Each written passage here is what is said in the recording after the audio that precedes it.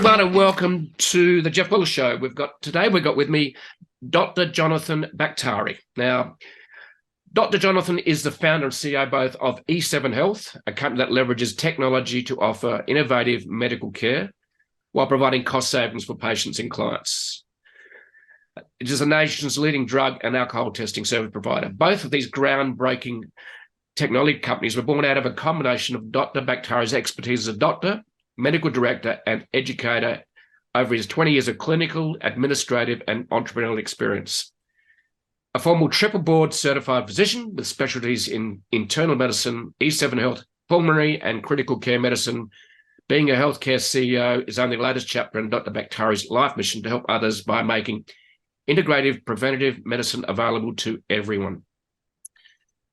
He's always believed in helping others was the ultimate achievement in life. Now, as a business leader, sought-after speaker, and podcast host, he's excited to share his expertise with us today. So welcome to the show, Jonathan. It's great to have you here.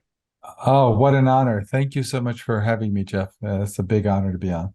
Now, the thing I maybe didn't get clear here is you're the founder of both E7 Health, and what's the other company that you're the founder of? Well, so we actually have three US Drug Test Centers, and we have another company called eNational Testing. So they're all sort of sister companies leveraging our technology.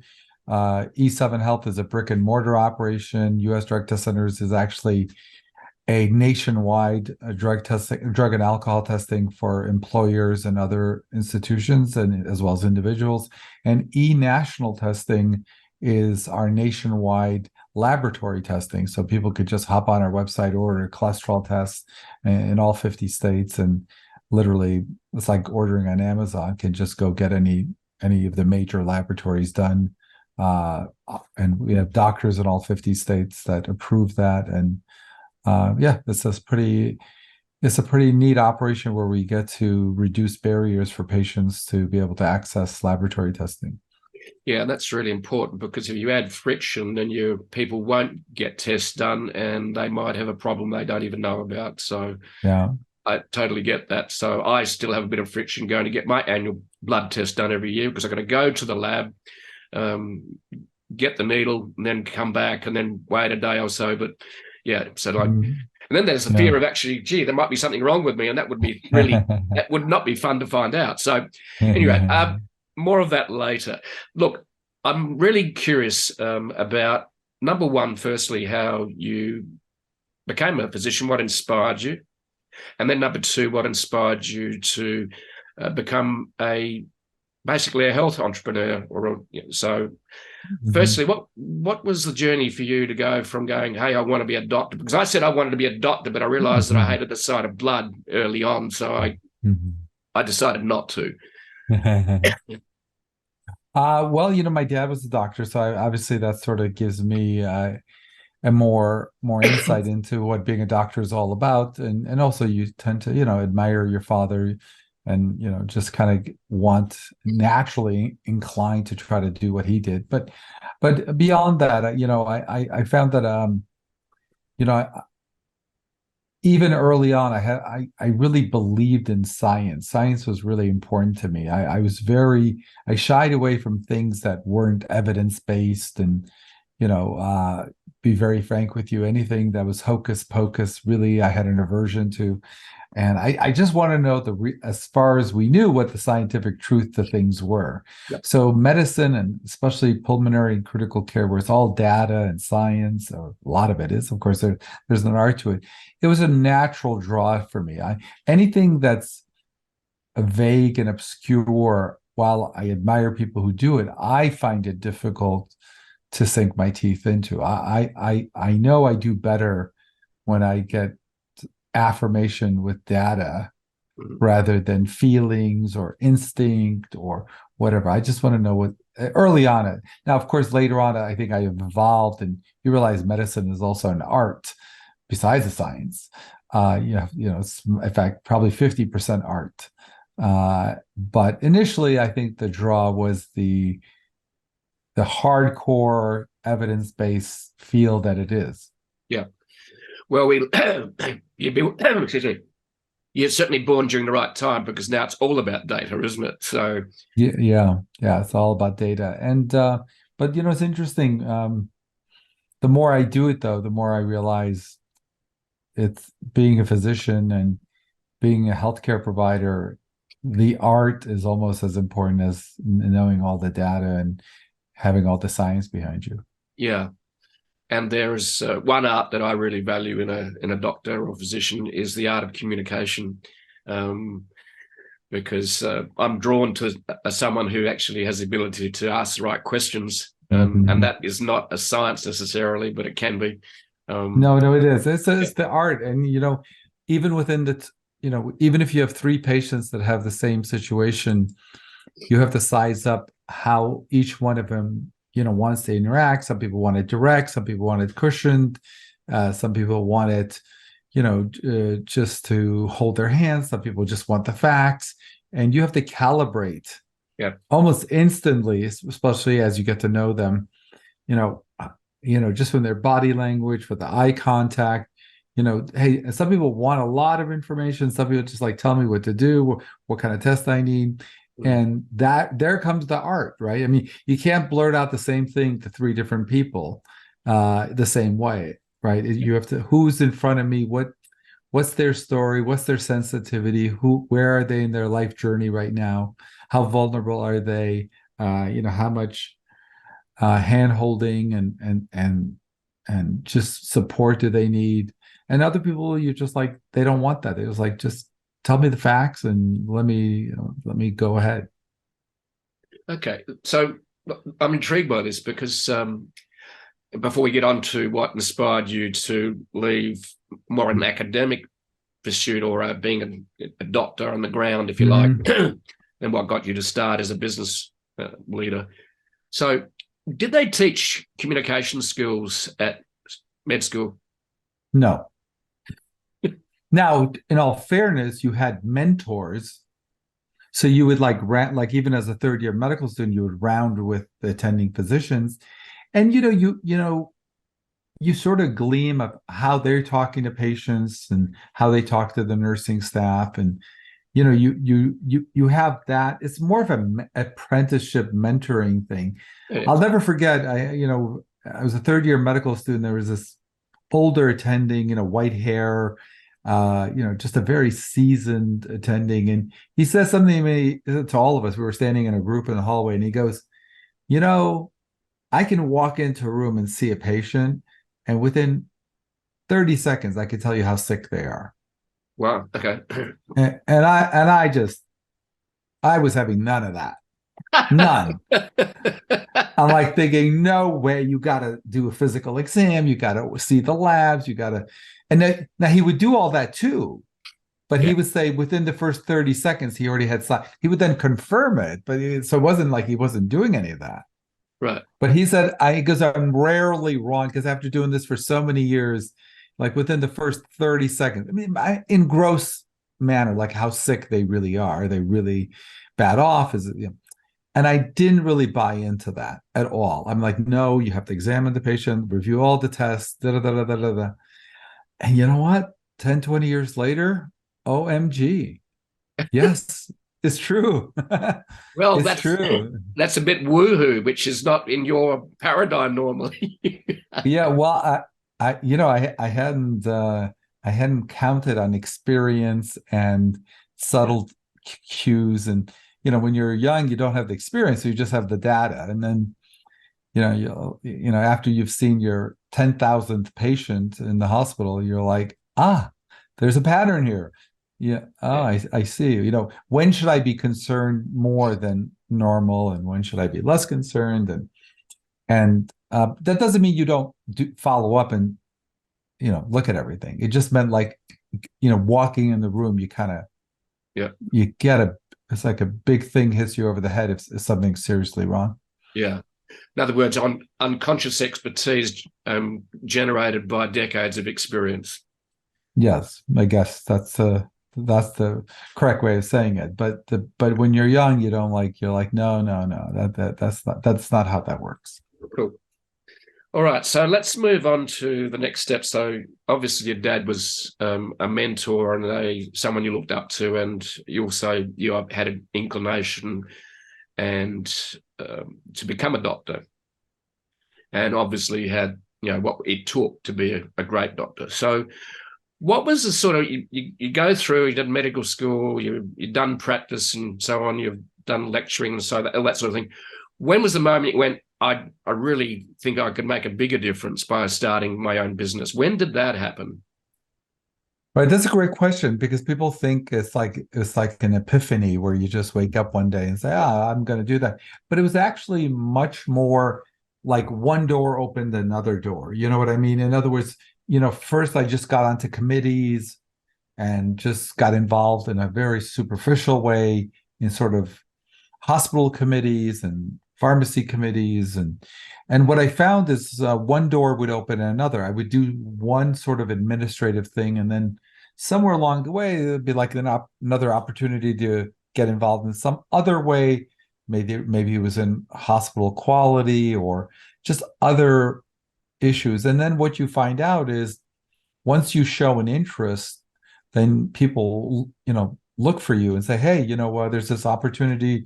You could there's a medical directorship at an insurance company. Would you consider that? And it's always one door opening another door, but you never knew what the next door was until you got into that first door.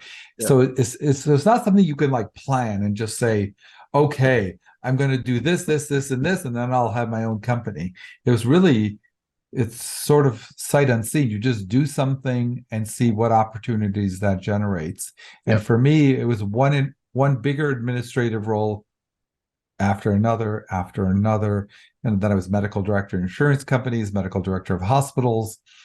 And so it really was an evolution rather than just waking up one day and saying, this is, and also the fact that I got to do all that, the problems became more clear to me than just when I was a clinician. Yep. You have this perspective, not only as a practicing doctor, but as someone who teaches in medical school, as someone who is a medical director for insurance companies, for hospitals. You get to see the hospital's angle, the insurance company's angle, the medical students and residents' angle, and then as a clinician, you see your angle, the patient's angle. And when you can look at it from all those perspectives, you have a different viewpoint, because now you understand all the players, all the stakeholders, and what they struggle with. And so when it came to creating something for our own, it became much more clear some of the things we needed to do. Yeah. So, sometimes it's an aha moment. Sometimes it's just, I could almost call it leaning into synchronicity. In other words, each moment is a piece of synchronicity that it's no force. You are leaning into it, which becomes more a flow and a journey of discovery until it became clear to you, which is really interesting. It's like Spielberg talks about, how he got into films. He said that it never shouts, it just whispers what you should be doing with your life. And that which really touches me in terms of everything I've tried to force in life has usually ended up in disaster.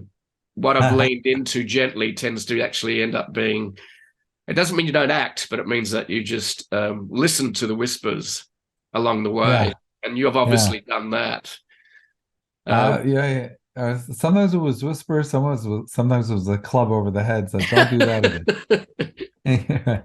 Right? Okay, don't do that. That doesn't work. So, well, that's a disincentive not to do that. Okay. No, because what's interesting.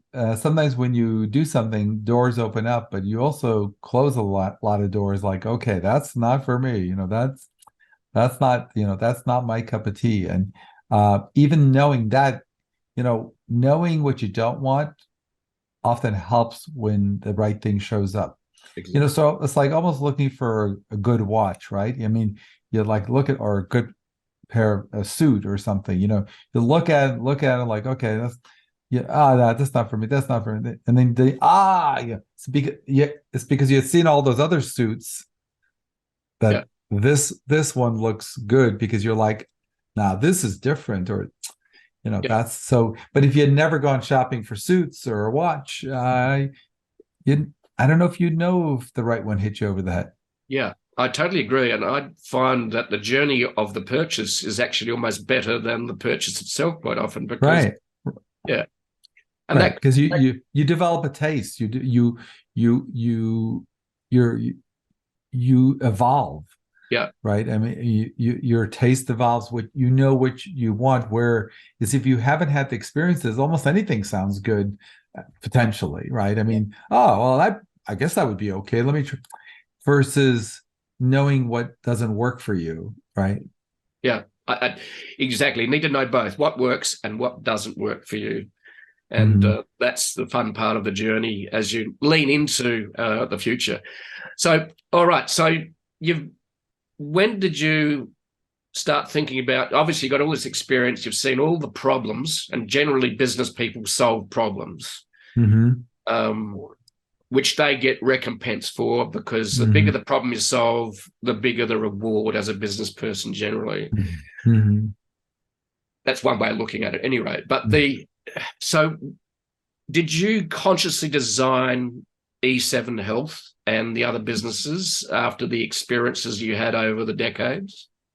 Yeah, I mean, we really did. I mean, we certainly with E7 Health, we really created our own space. In the United States, uh, the interaction between healthcare provider and patient is not a one-to-one transaction. It's not like buying something on Amazon because you have the insurance company, the healthcare system, the pharmacy. Everyone has a say in this transaction. So I've used this analogy over and over again, but it's like going on a date to a fancy restaurant and the chef and the waiter are sitting at the table and joining in on the conversation all night. Yeah. It's not going to be the same experience than if it was just the two of you, Yeah. right? And I think I don't, maybe in Australia it's similar because in terms of government involvement in healthcare and what have you, but I'm not saying it's good or bad. I mean, obviously, it's with government involvement, it offsets people's health insurance and just access. But the downside is the transaction is not a Yeah. mano to mano transaction. Yeah. There's other people swirling around that transaction, and we found that alters it enough that you're not getting the optimal care. So when we developed E7 Health, we sort of bypassed insurance companies and we just came up with a model where, we made everything super affordable, super easy, and we developed technology that allowed literally unbelievable access. Literally, you could go on your cell phone, book an appointment in the parking lot, walk in, no clipboard, no nothing, all iPads everywhere, no paper, get your test done, be out in 15 minutes. And the next day, everything's in your portal. We just wanted to replicate what Amazon does for you. 2, 3 clicks, you're there, you got what you need, and you're out. So the question was, could we do that? And could we make it affordable? And could we bypass government? And could we bypass, government insurance, healthcare, public and private insurance, and just have the patients have minimal resistance to get the service. I don't know what it's like over there, but in the United States, just to even get to see your doctor, you got to go through this whole phone system where you got to, hit 1, then hit 3, then hit 2, then hit 4, then they'll call you back, and then it takes 4 to 6 weeks to be seen, and that's such a disincentive when people need Exactly. medical care. Yeah. So you almost designed a technology company. Yeah, we actually are. It's a running joke in our company. We are a technology company masquerading as a healthcare company. So how long ago did that start, and were there any other partners involved in terms of designing this business? Yeah, I had the best partners in the world. They were my staff. So literally, they would tell me what the friction was, you know, like the troops on the ground are telling the generals what the problem is. Yep. Right. So it was really designed by the staff. I mean, they would say, hey, have we ever thought of having the patients upload their records even before they come while they're booking their appointment? Have we ever thought of auto-populating this information so we don't have to input it 3 times? Have we ever thought about making if we try to give something the patient's allergic to, the system warns us. So it was really the senior staff, and even the receptionist gave us was part of our input. I mean, everybody gave us input, and it took us years and years of just continuously modifying it. So now if you go to e7health.com or eNational Testing, you'll see everything's automated. There's no paperwork, and you're a few clicks from getting whatever you want. We have, I think, a 4.9 out of 5 Google review on about 1,000 reviews. Wow. And I've never heard of a medical clinic having that, or a medical company. And that's not a testimony to me. It's a testimony, one, to my staff, but it's also a testimony to our technology. Yeah. They love the technology. When people see it, they just can't believe this even exists. Or even with eNational Testing, they can literally get a cholesterol test. They're within 2 minutes, order it, drive a mile away in all 50 states practically, in all the big cities, get the test done, and the results are in their portal in a couple of days. So this sort of ease of use is something that people are craving for, and it's been really reaffirming to see the response. Right. Yeah, and what you described to me too is that the challenge with a lot of medical practice is that it's not easily scalable. And it sounds like at least some of the businesses sound very much like they're quite scalable nationally now, such as the one you described, like getting a cholesterol test in 50 states. So was that part of the thinking as well? You built a technology company that supports a medical practice, but you also the ability to use technology to scale the business. Was that part of the thinking as well? Oh, for sure. Because we had to partner with national labs, national vendors, national partners. So yeah, it's not something you wake up one day and just do. So it's really been a strategic plan to get all those relationships in place to make it work. Yeah. So it's been a journey, but very premeditated. So from the idea and the concept that you discussed with your staff, but it sounds like become your business partners, is that correct? Yeah, we're all one family, but yes. Okay. So from concept, and as you discussed it, to launch, how long did that take? It depends what you consider the beginning. At the beginning, we didn't realize how much technology we didn't need it. So maybe 7-8 years ago, we just said, why don't we just develop a little bit of technology to solve this problem? And then we did that, and I'm like, wow, okay, that really improves things. And so how do we do a little bit more? I don't think there was a time where we just said, oh, we're jumping into the deep end of technology. I think initially it was a very, very focused need to solve some definite problems, but not to become a technology company. I think as we, as we got a sugar rush, a sugar high from solving those initial problems, it became evident. So yes, after a year or two, we just realized, okay, our budget for technology is not a 1 quarter thing. It's just we just resolved that, okay, this is just going to be part of our budget. It's never going away, and it's not a 1 quarter thing or 1 year thing. So we have dedicated a portion of our budget to technology as an ongoing expense. So what you described to me is it's used a lot in the entrepreneurial lean startup as a minimal viable product initially. Right, because you don't know what you don't know. No. I mean, you don't know exactly. First of all, you don't know what's available off the rack. So initially we thought, well, we just use a lot of third-party stuff. I mean, we knew we needed technology, but like, well, why don't we just use third-party? There's electronic health records, there's this, that. But then you realize none of that is made for you and what you're doing. And, when you try to jerry, it's like putting duct tape, spit, and glue on stuff to make it work for you. You're barely holding it together and still not doing half the things you want. So once you try third-party technology, especially if you're creating your own space, if we were the 20th, cardiologist in Las Vegas or anywhere, I'm sure we could have found a software, but we're creating our own space. Nobody was doing what we were doing. So we couldn't find technology off the rack that made sense. Yep.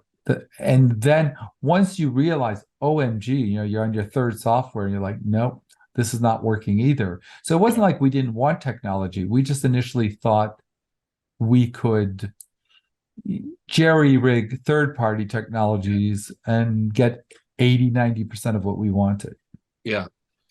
Yeah, it's interesting. And you're right. You don't know what you don't know.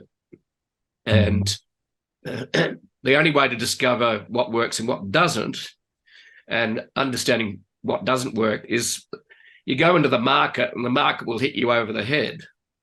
Yeah, club you. And is this the clubbing we've been talking about, is it? Yeah, it's one of the clubbings. Yeah, you really find out. You really, especially, look, if you're trying to, like, to your listeners, if they're going to be the 10th accounting firm in a neighborhood, they don't have to do anything, necessarily, just good service, whatever, good quality. But if you're trying to create your own space, yeah, that you really have to think hard about what you don't know and figure that out as quickly as possible, because people who are replicating other people's businesses, but they're just going to provide better service, or better pricing, that may not be as big of a challenge. But when you want to do something different, when you want to disrupt, when you want to, go in your own lane, you have to really be focused on what else do I need to make this work, because no one's ever done this. So in the middle of all this, there's maybe two things come to mind for me: is what has turned into your biggest opportunity and what has been your biggest challenge. Let's maybe look at, and they might even be one and the same, I don't know. Mm-hmm. So as you started this journey and discovered that you needed to build your own tools, what out of this journey leaning into opportunity, what has been the biggest opportunity you've uncovered along the way, you think, from a business point of view? Mm-hmm. Well, I had the inkling, but the affirmation that people will pay a premium for someone who is going to reduce their brain damage and getting something done. I mean, that people are willing to, say, hey, if someone can help me provide better quality, help me get this faster, I'm willing to pay a little extra to get that. I mean, I think we all know that, but a lot of people are afraid to say, you know what?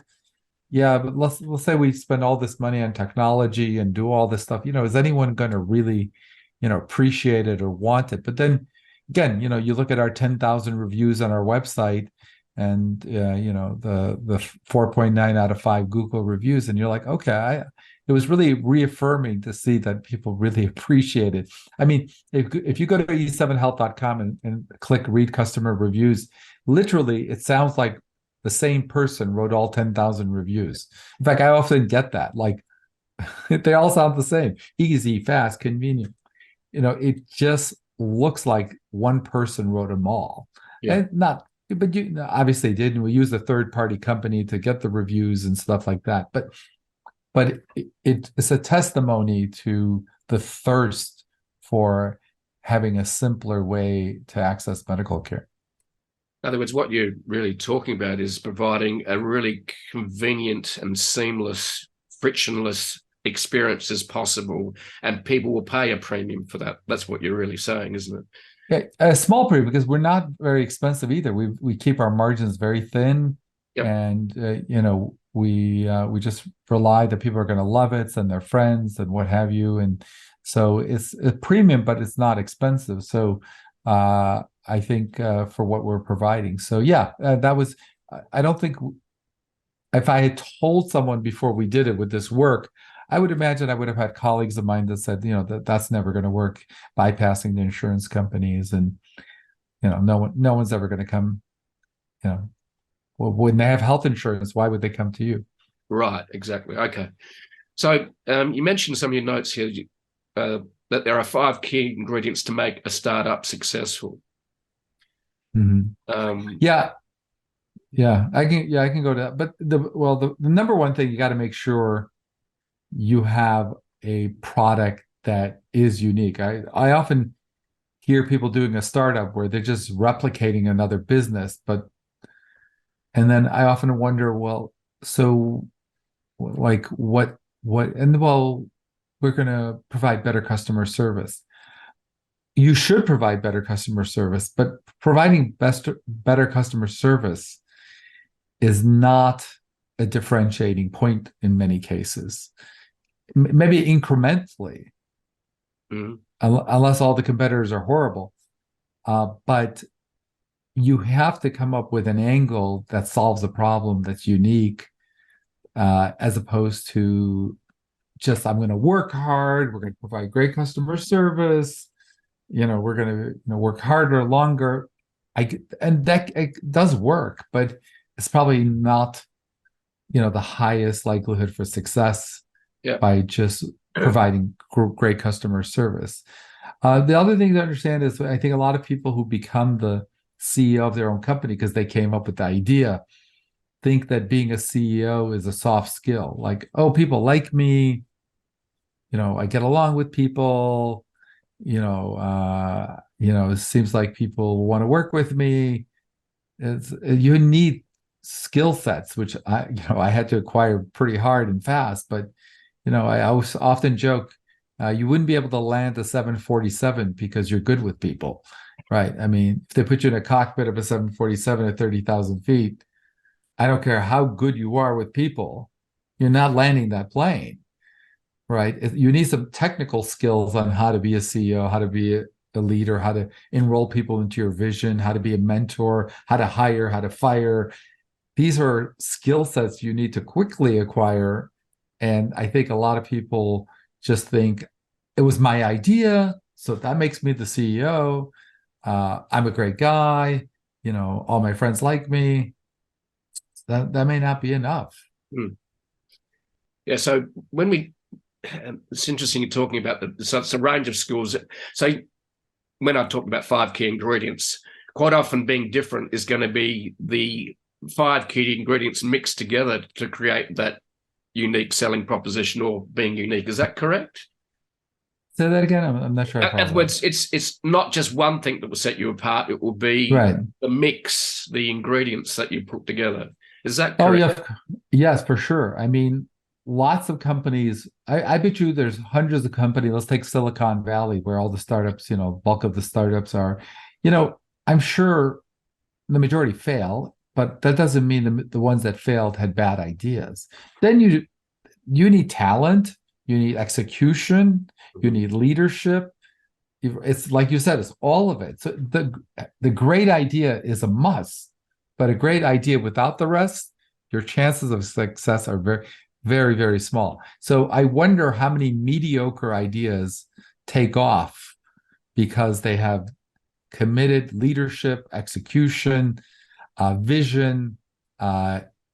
People have bought in. The initial, 5 or 10 people, right? Yeah. So you're right. It's all the above. The idea, I don't want to say is even secondary because it's important that you have a great idea, but the great idea without the rest is you're like the likelihood of succeeding is going to be smaller.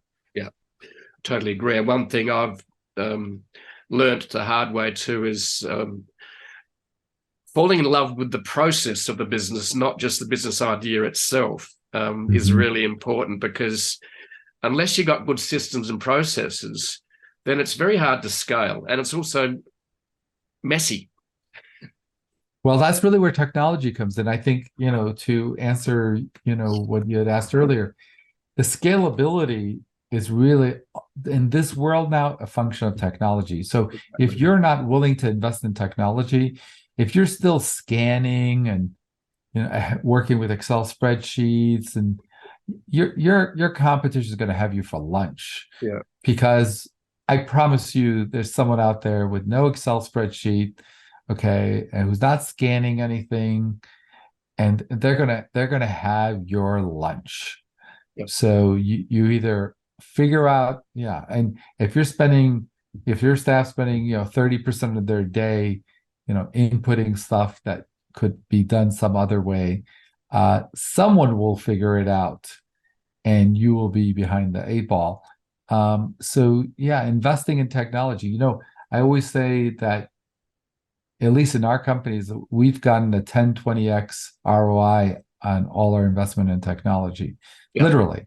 I can't tell you. I mean, there've been deals and contracts and relationships that we could have never, ever had we, even when COVID hit, for example, right? We were one of the first companies to offer nationwide home COVID testing with, FedExing kits and what have you.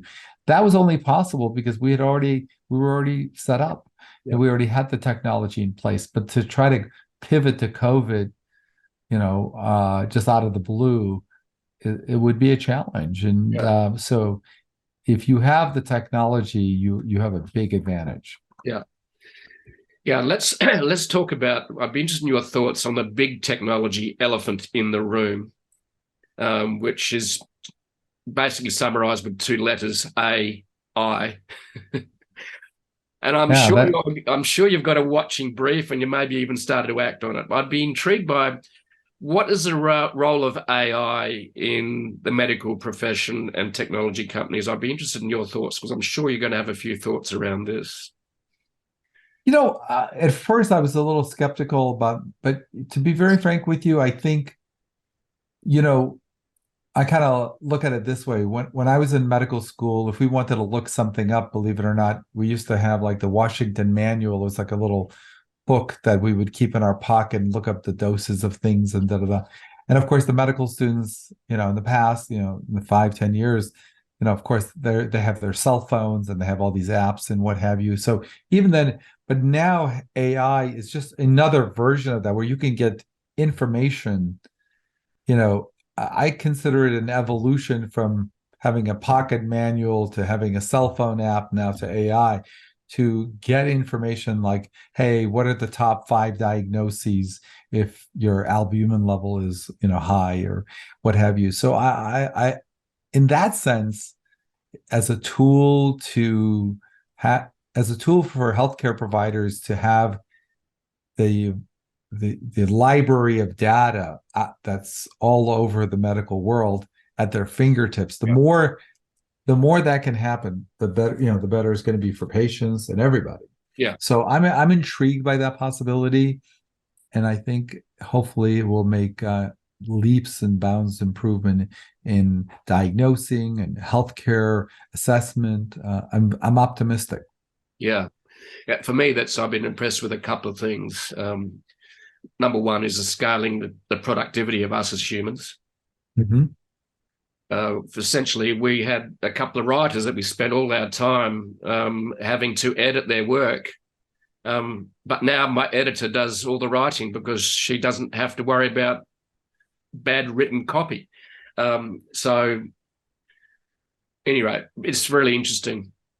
So, and on top of that, on top of scaling productivity, the other one that I really like about it too is it essentially helps us with creativity, because quite often what the AI comes up with is a recombination of data in ways that you hadn't even thought about, because we're trapped in biases and templates that we're brought up with. You're right. In many ways, the filtering of white noise to give you the data that you really wanted to see is what we're talking about, because the data is there somewhere. I mean, if you just went online and Googled, you could eventually get it. But you know what? It's really not that different than old days when you wanted data. You actually would go, like doctors, when I was in medical school, we would just go to the medical library and look things up in journals and articles, literally like drive to the library and look at. And so that probably seems archaic compared to having an app on your phone and just doing that. And so as archaic as that was, this is going to be archaic that you even had to go to an app on your phone. I view it as a continuation of the continuum of being able to filter white noise and giving you the data that you want. Yeah. And get to an answer faster, and also a better answer faster. Right. Well, the better answer was there. You would have just had to filter through a lot of stuff to get to it. Yeah. Well, right. yeah. Well, I remember. Yeah, I mean, we're saying the same thing, but I'm just my thing is, whatever you find, it would have been there anyway. But what would you have done to get to it? Yeah, exactly. Before it was the library. Okay. Yeah. Yeah. And then you found that the book had been taken out for the next 2 weeks. There's only one in the library. Right, damn it. I've got to, and then the excuse would be to the teacher, sorry, I just can't get the book to do the research. Right. So, but then we got the browser, the mid 1990s, right? And they were crap back then. Seriously, it took you to page 20 to find the right information that you were looking for. Yeah. So can we just say that it's just evolution of the same path? Yeah. Exactly. I totally agree with you. So what was some of the biggest challenges you had that you've been hit over the head with, that challenged you as a business person, as a person, on your entrepreneurial journey? What's some of the biggest challenge, or a big challenge that you had to deal with that was hard, and entrepreneurs need to think about? I think building culture. I think I never fully understood how much you have to invest in building culture. The culture in certain organizations is not as important, but if you're a entrepreneur and your startup, culture is everything. Like, again, if you worked at the post office or what have you, I mean, the culture is important, but they're not trying to light the world on fire and, take things to the next level. There's certain fields and jobs where you just need to do a good job. And so that culture is important, but it has just to be a friendly environment, professional, but not this culture of like, we have to innovate and improve and provide better quality every day. That's a never-ending journey. That kind of culture has to be, it has to come from the leaders, because if the leaders can't enroll people in that vision, then it's not, no one else will. So people don't naturally get the vision. It's really incumbent on the leader, often by example, but also by insisting on it and hiring for that, right? So you don't, I would much rather hire someone who is coachable and all bought in than someone with a lot of experience, who's very proficient, but, is not as coachable and is not as bought, it's more of a job for them. So that intangible can be the make or break often for a lot of companies. And I know it was probably for us too, if we had not identified, leadership and nurtured that leadership and invested time in that leadership. So part of what I'm hearing is that it sounds like that the leader needs to have a vision that he can communicate effectively to bring everyone with him. Mm-hmm. Yeah, it's the greatest sales job you'll ever have to do, because if people think you're not in it to win it, or if you're not, if something horrible happens at 9 o'clock at night and you're not reachable, and you turn off your cell phone after work, and it doesn't mean you need to work necessarily more than 40-50 hours a week, but if you're detached, or if you need a massive office the first year of your business, and there's cues that you can send, that like one of the things that I did really early on is like I would always answer the phone, and just to send the message. So if the phone rang more than once or twice, I would pick it up, and I would literally be the receptionist. I'd book an appointment, I'd do anything, and things like that sent the message. Oh my gosh, you know what? We're not going to let the phone ring more than once or twice, because they didn't like that I picked it up. It bothered them. It's like, why is he picking up the phone? I mean, why is he like he's like literally picking up the phone and booking appointments, answering questions, and when you're small and starting out, you got to send the message that, listen, no one's above it, no one's below it. I'm taking out the garbage, you're taking out the garbage. We're that's and it can't be just a fake message. You got to really believe that doesn't matter who you are. Yeah. I'm signing for the packages, you're signing for the packages, and you're doing inventory, I'm doing inventory. Everyone does everything, and you're always available, ideally, within reason. And if you're not always available, if you're not always thinking about the business, why would somebody else do it? Yeah. Yeah, I totally agree. And I had an experience recently. There was a major problem, and I then contacted 4 of my staff, and they all responded within 30 minutes, and it was after hours. And I went, you know what, must be doing something a little bit right, in that they all leaned in. So I was impressed. I went, wow. So it's important to,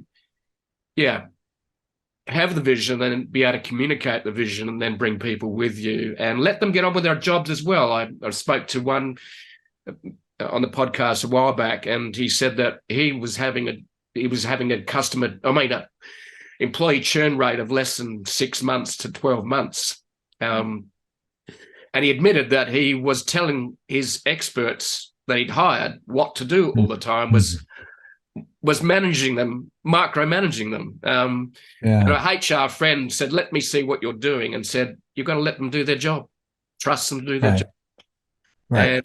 And since then, he's had staff now for 6-7 years. So right. No, you literally have to delegate and step aside. I mean, besides, there's not enough of you to go around. No, because if you're busy doing that, you're not doing the big vision thing then. Yeah.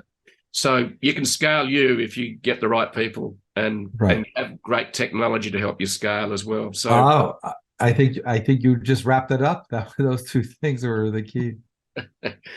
Well, let's use that as our wrap up. But well, great to chat, Jonathan. It's been an absolute pleasure. How many staff do you have now? Between all our companies, we're probably over 50, but then we have contract out with attorneys and even outside developers. So it's way beyond that when you look at the whole team. Yeah, well, that's fantastic. And that's why I love where an entrepreneur comes up with an idea and then it manifests it into this, ecosystem and tribe and a business like you've done, which is, and hats off to you, because everyone who's been an entrepreneur knows that it's not an easy path. It's quite often a lonely path, and it's tough at the top. So what's the future for what you're doing is in terms of as being a medical provider and business? Do you have Yeah, I mean, we're rolling out some new technology on our drug testing side that even our competitors can jump on the platform and use to run their companies, with e-national testing, which we just rolled out last month.